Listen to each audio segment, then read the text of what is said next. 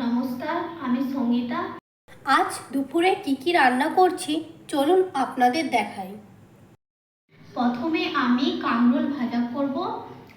এর জন্য আমি কাঁকরোলটাকে কেটে ভালো করে ধুয়ে নুন হলুদ মাখিয়ে রেখেছি। এবার কড়াইতে তেল গরম করে কেটে রাখা কাঁকরোলগুলি দিয়ে দিচ্ছি। মাছে আমি আগে থেকে নুন মাখিয়ে রেখেছিলাম, এবার হলুদ মাখিয়ে নেব। আমার বর কিন্তু কাঁকরোল ভাজা খেতে খুব পছন্দ করে। দুই পাশ ভালো করে নেড়ে চেড়ে ভেজে নেব। আমার কাঁকরোল ভাজা হয়ে গেছে, এবার আমি নামিয়ে নিলাম। এই কড়াইতেই আমি ঢেঁড়সের তরকারি করে নেব। তার জন্য আমি প্রথমে গোটা জিরা ফোড়ন দেব, কাঁচা লঙ্কা দেব, এর মধ্যেই আমি নুন হলুদ মাখানো আলুগুলো দিয়ে দেব। আলু ভাজা ভাজা হয়ে এসেছে, এবার এর মধ্যে দিয়ে দেব ঢেঁড়স।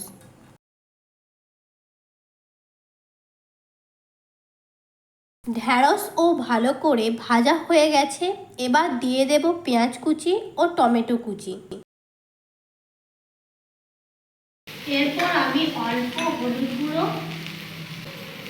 ও জিরে গুঁড়ো দিয়ে দেব।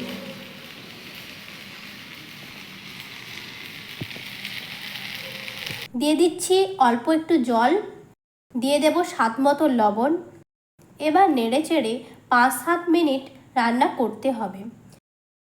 হয়ে গেছে ঢেঁড়সের তরকারি। এবার আমি মাছ রান্না করব। তার জন্য প্রথমে মাছ ভেজে নেব। তেল গরম হয়ে গেছে, এর মধ্যে আমি মাছগুলো দিয়ে দিলাম।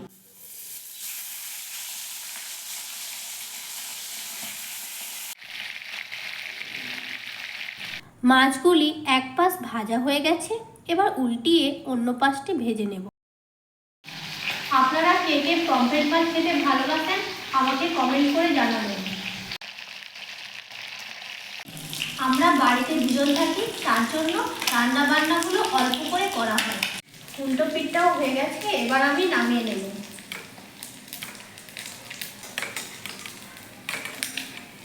বাকি দুটো মাছ এবার ভেজে নেব। একইভাবে এই দুটো মাছ ভেজে নিয়েছি, এবার নামিয়ে নেব।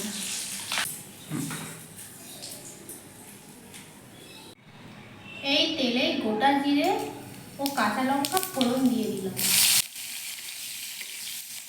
দিয়ে দিচ্ছি টমেটো কুচি, দিয়ে দেব লবণ। এবার টমেটোটা ভালো করে ভেজে নেব।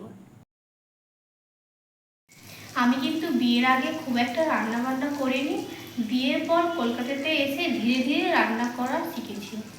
টমেটোটা ভাজা হয়ে গেছে, এরপর আমি সর্ষে বাটা দিয়ে দেব। দিয়ে দেব অল্প হলুদ গুঁড়ো। এবার লো আঁচে মশলাটা কষিয়ে নেব। এরপর সর্ষে বাটা জলটা দিয়ে দেব। ঝাল অনুসারে কাঁচা লঙ্কাগুলো দিয়ে দেব। এবার ফুটতে শুরু করেছে, মাছগুলো দিয়ে দেব।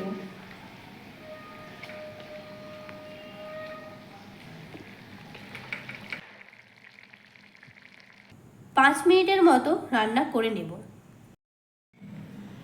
আমার রান্না হয়ে গেছে, ওপর থেকে একটু সর্ষের তেল দিয়ে নামিয়ে